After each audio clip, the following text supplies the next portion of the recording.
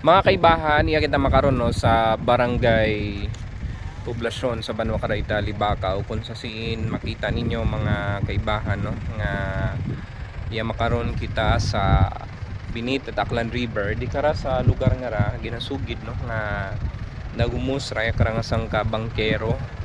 Gasta sa makaron ay wag hapon ni mora na kitaan kahapon na tabo dahil karang nasambitan nga insidente sa tabok mga kaibahan ay Kalakabian no, Kalakabian nga eskwelahan kung sa siindaya karang nasambitan nga missing person ay sakay mo ko anak karang nga baruto ginasugid nga na outbalance da imaw no ginkwanta nga ni mo inanod da kara it suwog it dahil karang baha sa aton karang Aklan River gasta makaron ay wa imo nasapuan kara mga kaibahan.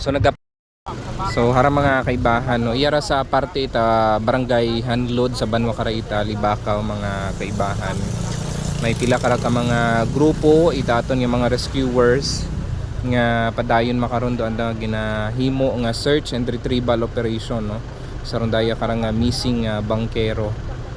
So kung makita ninyo ito sa unahan man mga kaibahan sa part sa ito kampi sa may madalag nga area may mga patigayon man it search operation no.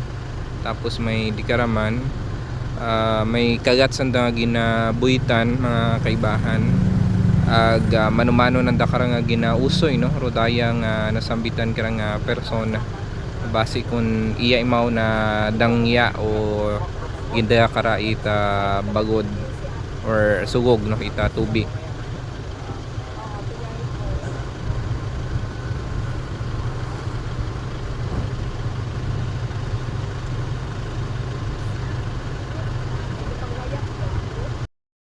Dekara aton nga update mga kaibahan, naging kaibahan naton PV News Online sanday kapobring Archie Hilario, kapobring Prese ag Arnel de la Cruz. Raya man sa kaibang Darwin Tapayan, it barangay RU Super Radio Kalibo, dapat totoo.